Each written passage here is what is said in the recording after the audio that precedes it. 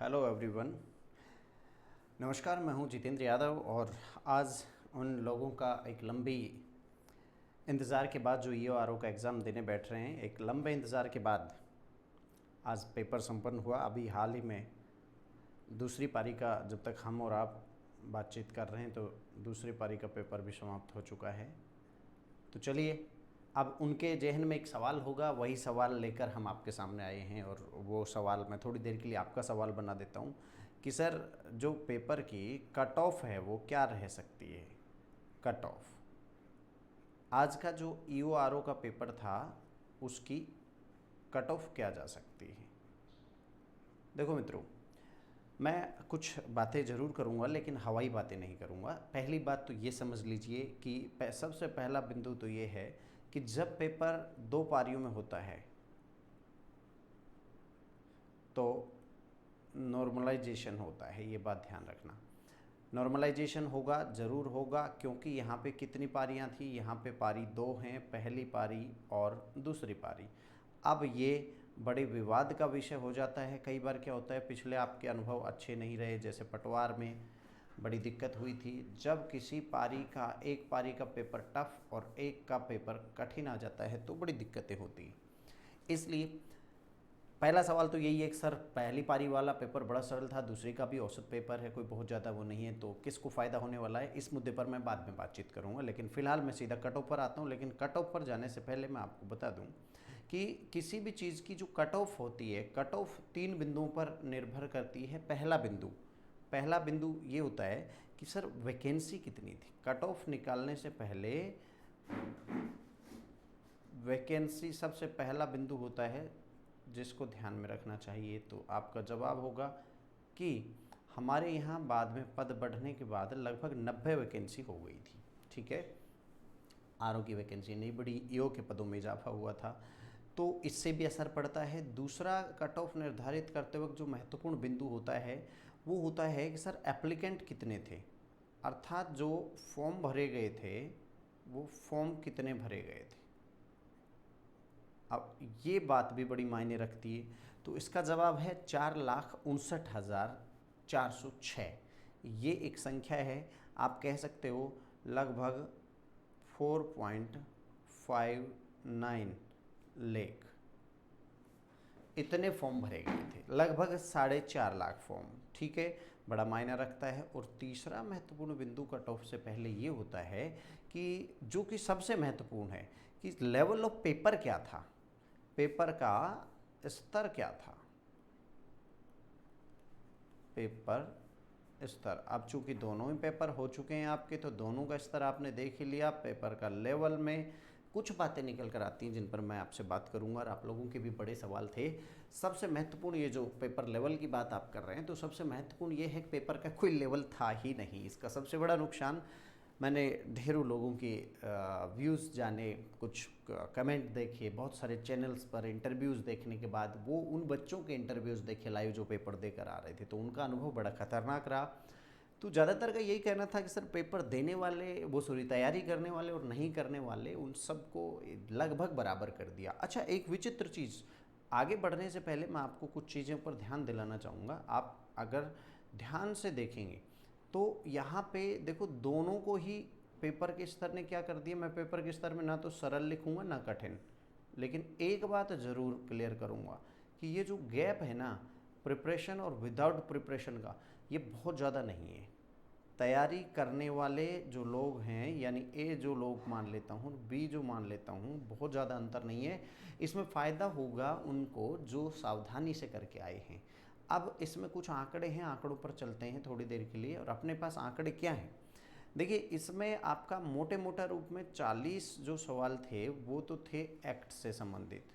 ठीक है, एक्ट, क्योंकि पेपर के एक एक चीज़ की बात कर लेता हूँ। मैंने आपका पेपर के स्तर, तीसरे बिंदु पर अब हम चर्चा कर रहे हैं। और 80, क्योंकि संख्या जान चुके हैं कितनी संख्या थी, कितने लोग आए।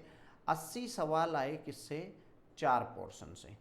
अभी 4 पोर्शन को जरा समझिए ध्यान से। पहला पोर्शन पॉलिटी। पॉलिटी एक उम्मीद थी, जैसा कि पिछले 2-3 साल से राजस्थान पॉलिटिकल साइंस में और पॉलिटी के जो सवाल आ रहे हैं, बहुत अच्छे स्तरीय सवाल आ रहे हैं, तो तैयारी करने वाले जो अच्छे गंभीर विद्यार्थी हैं उन्होंने यही अनुमान लगाया था। मैंने भी मेरे बच्चों को, उस विद्यार्थियों को यही बताया था कि पॉलिटी इस बार सिलेक्शन निर्धारित करने वाला साबित हो सकता है। लेकिन बिल्कुल सारे अनुमानों को झुठलाते हुए यहाँ एकदम अलग बात निकल के आई कि पॉलिटी बेहद सरल आई। सरल भी नहीं, मैं ये कहूँगा कैसी आई, बहुत सरल, बहुत ही स्तरहीन,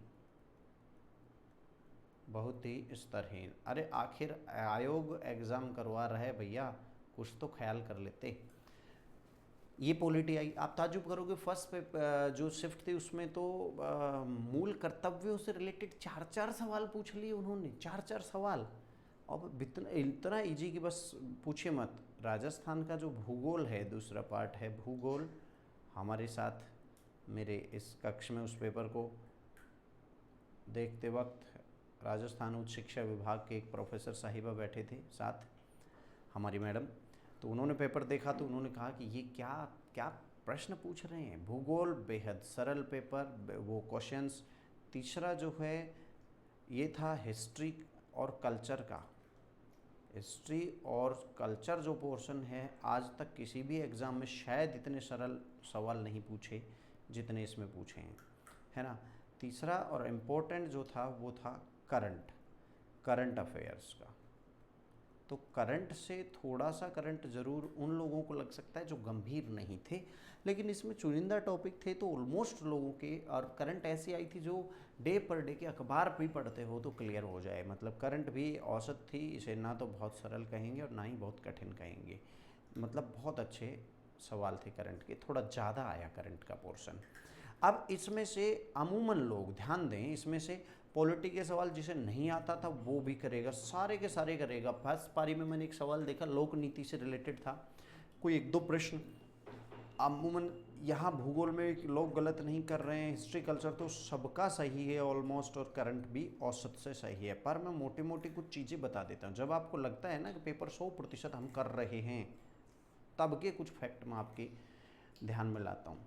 देखिए, कुछ बिंदुओं को हमें नहीं भूलना चाहिए, और उन कुछ बिंदुओं में सबसे पहला जो है वो होता है एग्ज़ाम सेंटर का तनाव, एग्ज़ाम हॉल का जो तनाव होता है ना। अब यहाँ कमरे में बैठ के तो मैं भी लच्छेदार बातें कर लेता हूँ, लेकिन जब एग्ज़ाम देते हैं तो उस सेंटर का तनाव बहुत महत्वपूर्ण होता है। और ये तनाव क्या करता है, ये आपको 100% आते हुए क्वेश्चंस को भी कम से कम, बता रहा हूँ, कम से कम 3 से 5% तक क्वेश्चंस को नीचे ले आता है, गलत भी करवा देता है। 3 तो मान के चलिए इतना होता ही होता है, एक बात।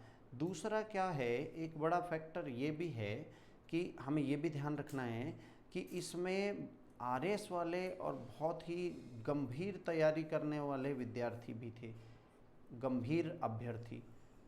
गंभीर अभ्यर्थी होने से बोले सर क्या फ़र्क पड़ेगा, गंभीर अभ्यर्थी हमेशा क्या करता है, अपनी कलम को संयमित रखता है, वो हाई स्कोरर नहीं होता है। वो जो करता है 100% के आसपास करता है, नेगेटिव से बचता है। तो ये चीज़ भी एक जो है हाई मार्किंग से नीचे रखेगी थोड़ा सा। तीसरा महत्वपूर्ण चीज़ ये है कि हमें इसकी उपस्थिति दर को भी देखना चाहिए। लगभग 80 से 85% के लगभग विद्यार्थी उपस्थित रहते हैं, 100 के 100 नहीं रहेंगे। 4.5 लाख में से 80% भी अगर होते हैं तो 8 चौक 32, 3,20,000 है ना, और 40 और, तो ये 360 के आसपास, 370 के आसपास इसमें उपस्थिति होगी। पर ये बिंदु ऐसे हैं जिन्हें आप इनसे नेगोशिएट नहीं कर सकते, ये तो आपको ध्यान रखना ही है कि इतने % कम से कम। पूरा भी आपका सही रहा होगा तब भी आप इतने गलत करके आते हो। अब इन बिंदुओं के साथ कुछ तथ्यों को लेता हूँ। जब मैंने विद्यार्थियों से बात की तो एक चीज़ निकल के आई कि लगभग सभी बच्चों ने 105 से लेकर, एक औसत निकल के आ रही है 110 क्वेश्चंस के बीच किए, 105 से 110 के बीच। अब ये भी एक फैक्ट हमें ध्यान रखना है। दूसरा, इसमें देखिए, इस पेपर की एक प्रवृत्ति मैंने देखी, बेहद सरल सवाल भी ओवर कॉन्फिडेंस में गलत करवाते हैं। जब आप अटेम्प्ट करते हो और फाइनली जब आपका स्कोर पढ़ा जाता है तब आपको पता लगता है कि इसमें 3 से 4% सवाल तो अरे यार गलत हो गई। क्योंकि आप आज कुछ देख एग्ज़ाम सेंटर से निकलोगे तब पता लगेगा हवा में उड़ रहे हैं, अरे वाह, आउटस्टैंडिंग। मतलब सामने वाले ने पूछा कैसा हुआ, तो बड़ा अंदर फूट रहे रसगुल्लों को, गुब्बारों को कंट्रोल करते हुए आप कहोगे हाँ ठीक हुआ है, एक्टिंग करते हुए, पर अंदर बहुत प्रफुल्लित हैं क्योंकि मेरा तो ऐसा हुआ, बस मैं तो बन ही गया ही हूँ। घर जाके मिलाओगे 2 4 5 सवाल और डाउन आ जाएंगे। हम जैसे आज जो टिप टाप के आंसर की तैयार करते हैं बाकी सभी लोग, उनसे जब देखोगे तो पता लगेगा कि सर ये तो 10 क्वेश्चन उड़ गए यार मेरे तो। अब मैं तो वहाँ सोच रहा था मेरे 105 के लगभग सही होंगे, 102 105 सही होंगे मेरे, यहाँ आते आते आपके वो 95 हो गए। जब आरपीएससी के आंसर की आती है ना, तो वो 95 वाले 85 के आसपास धरे नज़र आते हैं। बहुत बड़ी सच बता रहा हूँ आपको मैं। तो जितना सरल पेपर था उतना सरल आपकी कट ऑफ जाएगी, बेशक जाएगी, क्योंकि इसमें बहुत गंभीर अभ्यर्थी भी थे, तो कट ऑफ अनुमान जो है बहुत सरल तो रहने वाला नहीं है। पर किसी भी कीमत में आप ये मान लेना कि जो 110 मान रहे हैं ना, वो भी बिल्कुल बकवास कर रहे हैं। हाँ, जो 90% के साथ टॉप स्कोरर है, देखिए टॉप स्कोरर फाइनल जो इसमें रैंक लाएंगे, मतलब उनका जो स्कोर है ना, वो 120 में से 108 सवालों के आसपास रहता है। ये किसका है? हाईएस्ट टॉपर्स का। अब उससे नीचे 90 सीटें भी तो हैं भाई, उससे नीचे ये जो वेरिएशन है इतनी कम सीटों में, सारा जो वेरिएशन है ये 5 नंबर के आसपास आ जाएगा, 5 नंबर ऑफ क्वेश्चंस के आसपास आ जाएगा। तो 108 से नीचे 5 घटाओगे तो ये संख्या आती है 103। तो मैं कह सकता हूँ कि फाइनल जो है, फाइनली जो अपनी कट ऑफ है, मेरा एक अनुमान है मोटा मोटा कि साइकोलॉजिकल कारण, एग्ज़ाम का तनाव, सरल पेपर होने का एहसास से, ओवर कॉन्फिडेंस से की जाने वाली गलतियाँ, और भी बहुत सारे कारकों को यदि मैं देखता हूँ, और कुछ सवाल तो काफ़ी अच्छे थे, कुछ सवाल मतलब हर एक पोर्शन में 2 2 3 3 सवाल तो काफ़ी अच्छे सवाल थे, तो पूरी तरह चौपट दिखने वाला पेपर भी फाइनली मैं ये मानकर चलता हूँ कि इसमें आपकी जो कट ऑफ है वो 103 से, देखिए सटीक बताने का मैं जादूगर नहीं हूँ, ये झूठ का पुलिंदा मैं नहीं उठा सकता, लेकिन 103 से और 107 सवाल ये घटाकर मैं 102 कर देता हूँ, है ना। 102 से और 107 सवालों के बीच भैया 5 का वेरिएशन ऊपर नीचे हो सकता है, क्योंकि अभी डेटा फाइनल आए नहीं है। लीक के डेटा भी हो सकते हैं, वो डेटा उपस्थिति के भी हो सकते हैं, वो डेटा और भी हो सकते हैं, परंतु मेरे हिसाब से ये कट ऑफ जाने की संभावना है। और ये नंबर ऑफ क्वेश्चंस हैं, क्या हैं? नंबर ऑफ क्वेश्चंस हैं। अब इसमें एक बात आप भूलें नहीं, बिल्कुल नहीं भूलें, और वो बात ये है, उसे मैं नोट डाल के लिख देता हूँ कि इसमें कुछ लोग किस्मत से आउट हो जाएंगे, कुछ लोग इन हो सकते हैं। कारण क्या है? आप जानते हैं, नॉर्मलाइजेशन। ये नॉर्मलाइजेशन का जो भूत है, इसने बहुत सारे लोगों को राजस्थान में पटवारी बनने से रोका, बहुत सारे लोगों का एसएससी का सपना तोड़ देता है। तो ये नॉर्मलाइजेशन बहुत ही ख़तरनाक चीज़ है, इससे देखना होगा कि नॉर्मलाइजेशन क्या है। तो अगला वीडियो हम नॉर्मलाइजेशन किन आधारों पर होता है इस पर बनाएंगे। अभी के लिए इतना ही। मेरे हिसाब से जो फाइनल कट ऑफ हो सकती है वो 102 से नीचे बिल्कुल नहीं हो सकती, 102 से नीचे तो बिल्कुल नहीं जाएगी। पेपर बहुत, सीटें बहुत कम हैं, और मुझे नहीं लगता कि ये इस नंबर से आगे जाएगी। ठीक है, आज के लिए इतना ही। तो मुझे यानी जितेंद्र यादव को दीजिए इजाज़त। नमस्कार, मिलते हैं नॉर्मलाइजेशन की समस्या को समझने के साथ।